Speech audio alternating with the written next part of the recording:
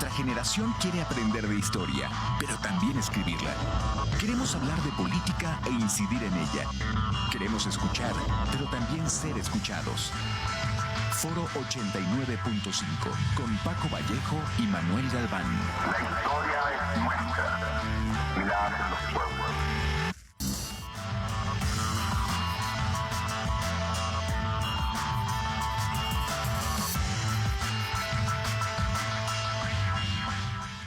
¿Qué tal? Muy buenos días, bienvenidas, bienvenidos a Foro 89.5 esta mañana del 12 de enero del 2023. Como siempre, un gusto llevar una emisión más de su programa, decirles que estamos en vivo después de unos programas grabados por las vacaciones que tiene nuestra universidad, pero muy contentos de volver aquí para abordar temas de interés nacional e internacional. ¿Cómo estás, Manu? Buenos días.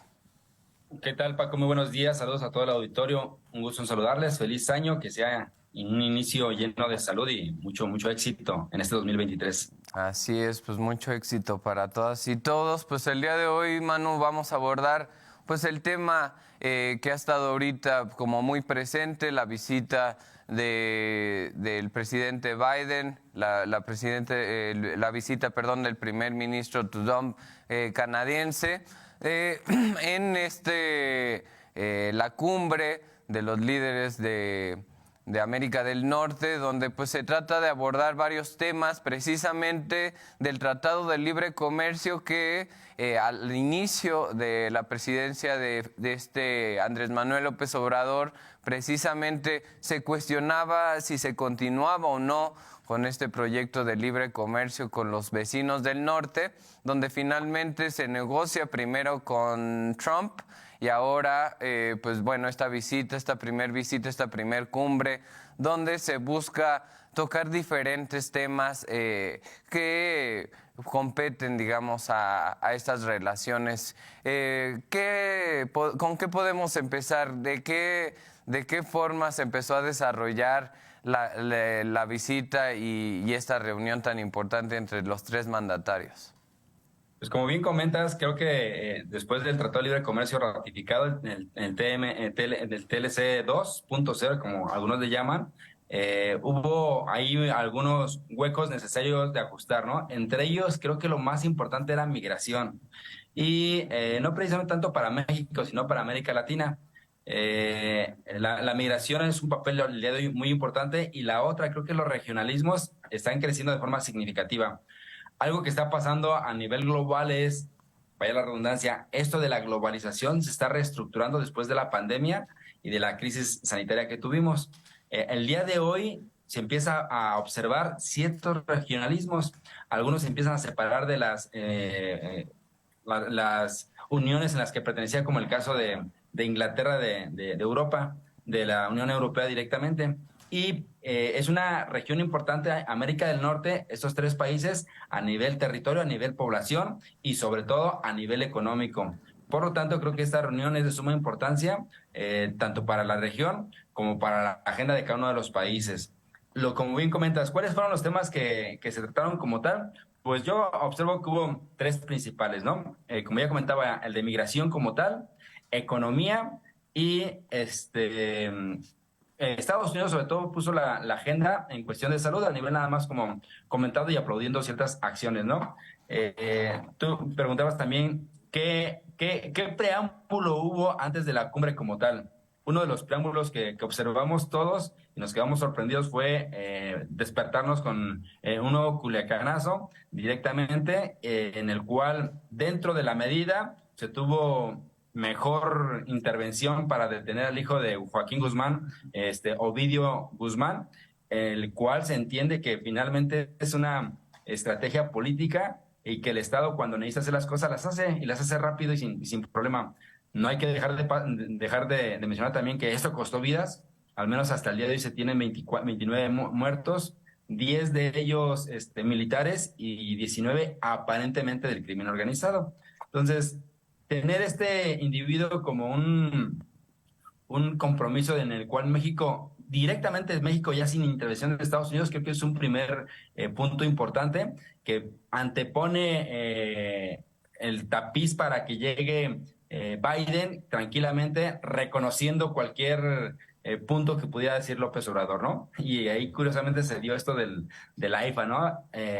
Que Biden pueda aterrizar en el Aeropuerto Internacional Felipe Ángeles, construido en este gobierno, aparentemente en tiempo récord, y todos los medios de comunicación se empezaron a reír de eso. Sin embargo, la respuesta de Biden fue: no entiendo por qué, porque eso es una situación de política interna, no entiendo por qué quieren eso, pero lo que diga el presidente. Así fue su respuesta de Biden, tal cual.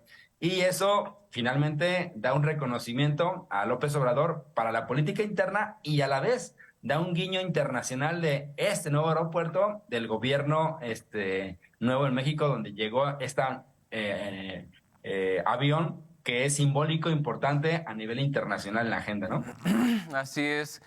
¿Cómo son las cosas, no, Manu? Todavía estamos requiriendo de estas palmadas, de esta validez por parte del extranjero, como para decir, ok, ya llegó Biden al aeropuerto internacional Felipe Ángeles, entonces ahora sí ya podemos decir que es legítimo, ¿no? Lo cual, pues bueno, hasta cierto punto es absurdo, pero en realidad la discusión y el debate sobre este aeropuerto desde el inicio ha sido bastante absurdo, ¿no? Pero bueno, como bien...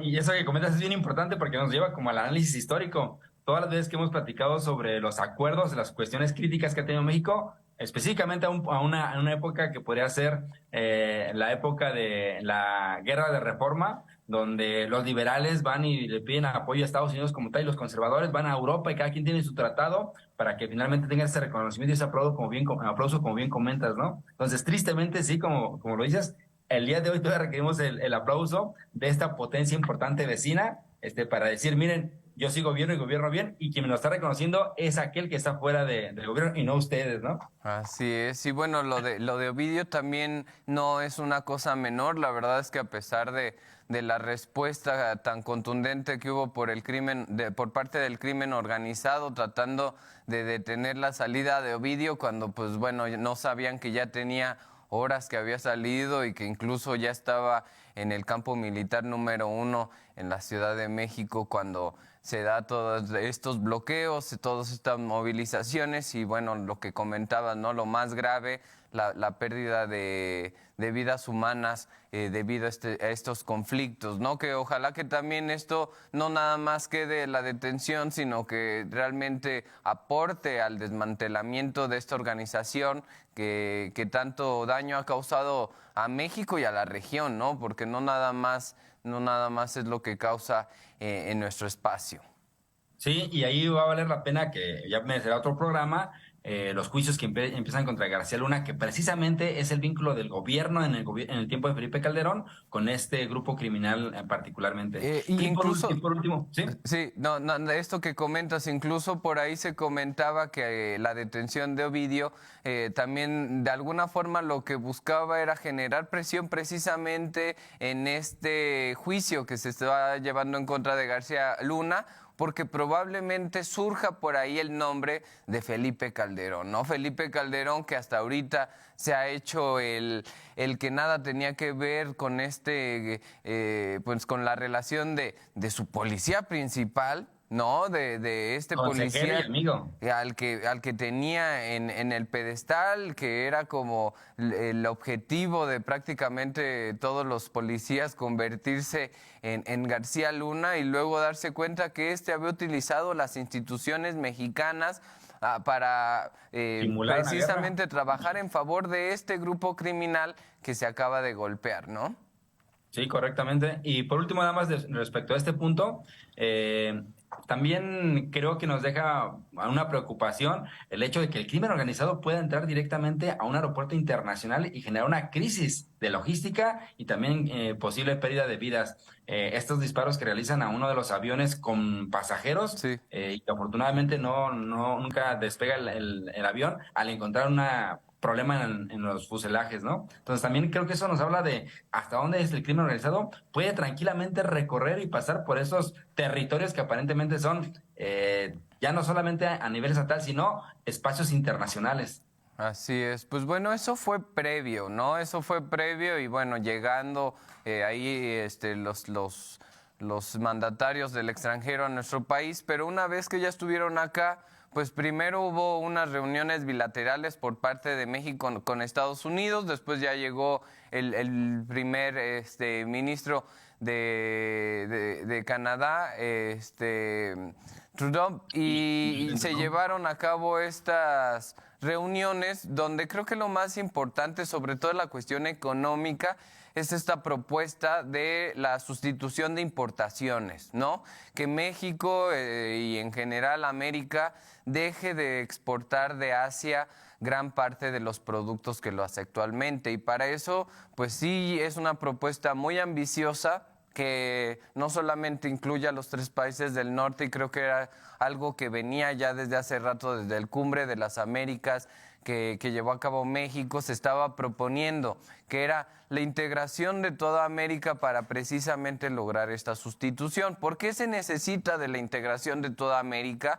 Porque precisamente los diferentes recursos que hay en el continente lo permitirían, la fuerza de trabajo, y de alguna forma también atiendes un problema muy grave que ahorita se está viviendo, sobre todo en la frontera norte, que es esta crisis migratoria. No es tanta la migración que se está llevando a cabo que Estados Unidos no los puede recibir, ¿no?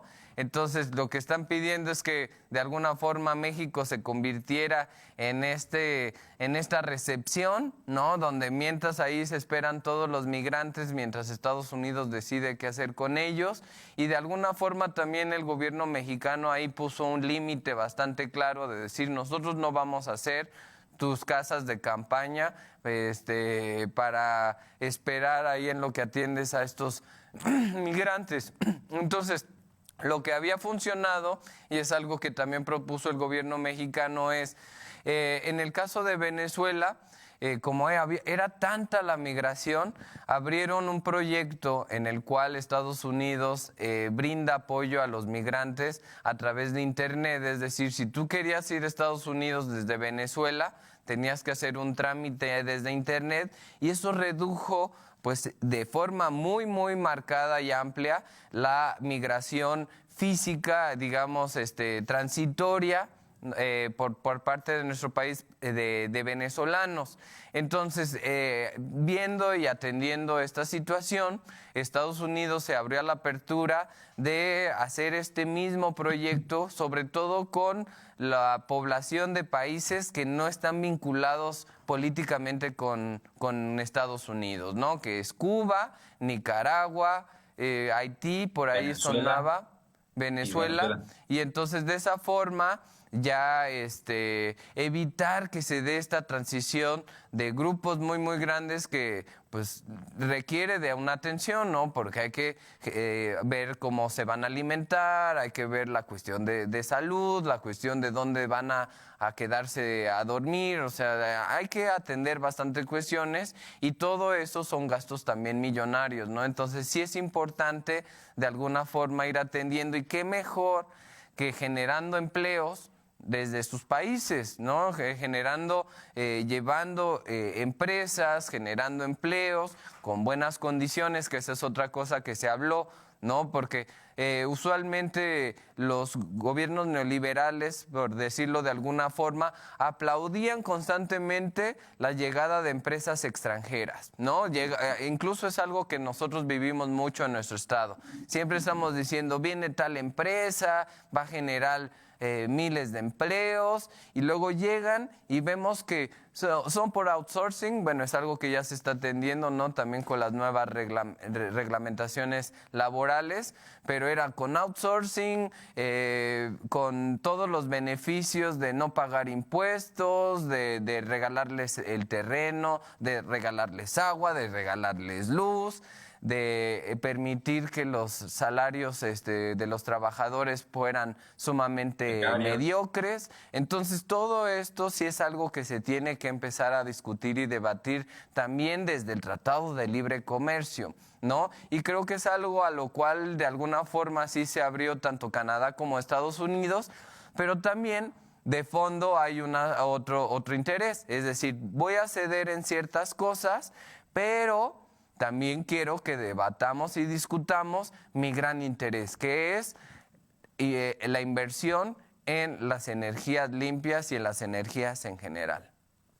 Sí, y que eso obedece, en particular ese último que comentas, a la agenda de Estados Unidos como un principal emisor de contaminantes como tal, ¿no? Eh, ya esto le sumaría a esto que comentas, eh, el nearshoring, estas nuevas relocalizaciones de empresas cerca de donde finalmente el producto sale ya para ser distribuido. Sí. Y Estados Unidos ha observado que después de la pandemia lo que nos trajo, además de la crisis sanitaria, es una crisis de microcontroladores, estos chips para computadoras, para todos los Que automóviles. Taiwán es el máximo productor, Taiwán es ¿no? el Taiwán productor que mundial. China, que también ahí es un Japón, tema bastante Corea del Sur. interesante, ¿no? Por la disputa que incluso hay interna en China de este territorio y la gran participación de Estados Unidos influyendo precisamente en esta isla. Sí, exactamente, y ahí queda como punto medio Taiwán como principal productor y tiene que ceder a las solicitudes de China y a la vez a Estados Unidos, ¿no? Entonces es un punto ahí mediático a nivel de productor de microcontroladores. Junto con él también Corea del Sur, Japón y China, como bien comentas. Algo que observó Estados Unidos en el año 2022 es que hay microcontroladores muy especializados. Esos microcontroladores cada vez China importó menos. Por lo tanto, ya se convirtió en un productor importante. Y eso pone en jaque a Estados Unidos. Por ende, Estados Unidos está visualizando mover ya parte de sus producciones a otros lugares. Y parte de esas regiones están visualizando que México sea uno de los lugares y lugares de América Latina. Bueno, al menos desde el discurso de Andrés Manuel López Obrador, no quiere que no solamente sea para México, sino para toda América Latina. Sí. Pero al menos la idea de Estados Unidos es cerca de la frontera al sur de Estados Unidos, estos nuevos espacios, estos nearshoring, para que estas cadenas productivas nos permitan evitar situaciones de la pandemia y depender tanto por la distancia que se encuentra uno. Y claro, también a la vez la estrategia de seguir colocando a Estados Unidos en primer lugar, y no ceder ante este arrase que también lleva China para colocarse como la primera potencia mundial, ¿no? Así es, entonces como en el tratado y en esta cumbre que se acaba de llevar a cabo, no tocaron el tema como tal, ¿no? El de las energías, no era un tema dentro de la agenda. Sin embargo, pues hubo también varias presiones y varios comentarios que si bien no usaban las palabras directamente, pues usaban ahí algunos otros conceptos como para referirse a esto. Incluso en Estados Unidos una agencia apegada al gobierno federal de Estados Unidos sacó un estudio donde hablaba precisamente de las grandes cualidades geográficas que tiene México para impulsar la energía limpia, ¿no? Entonces ellos hablaban de las diferentes zonas donde podemos usar paneles solares, donde usar las hélices para generar, aprovechar ahí la energía eólica.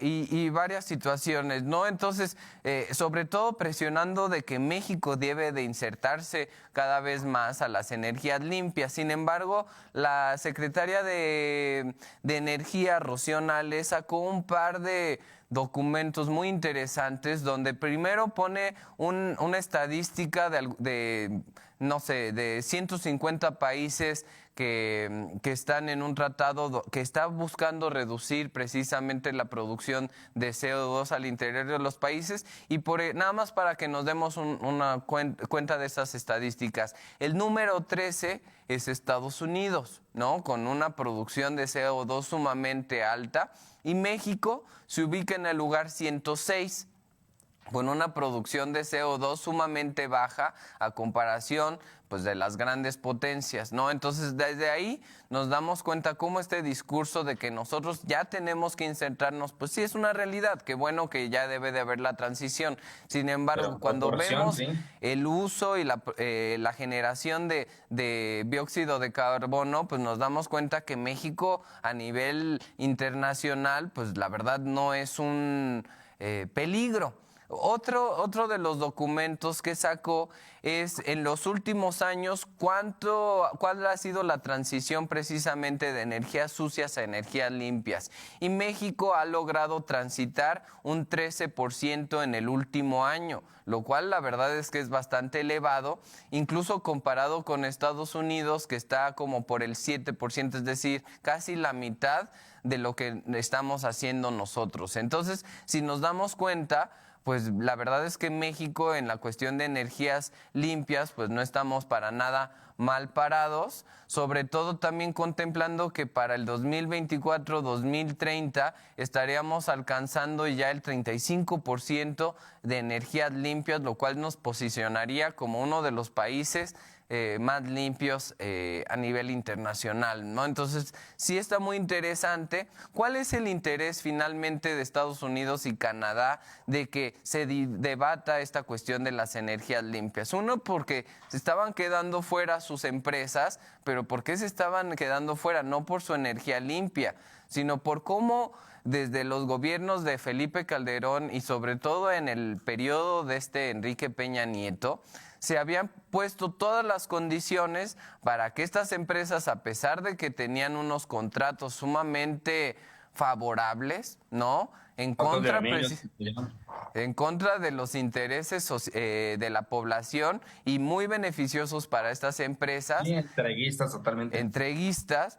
Entonces, por eso se detuvieron, ¿no? Entonces, creo que ahora ya con estas nuevas condiciones, tal vez mucho más reglamentado, va a haber otra vez la integración de estas energías limpias, sin embargo, ya bajo otra reglamentación y evitando que pues se queden con el negocio completo, dejándolo al libre mercado y viendo lo que sucedió, por ejemplo, en España, donde se aprovecharon precisamente de esta condición y lo único que se vio es que subía los costos y no había quien detuviera, ¿no? El gobierno de España incluso tuvo que llegar a meter recursos ahí para que los costos salieran un poco más bajos, ¿no? Entonces, sí es importante también este tema, lo podríamos abordar después de forma mucho más amplia, pero sí vemos cómo todo va de la mano, ¿no? Si generas esta sustitución de importación,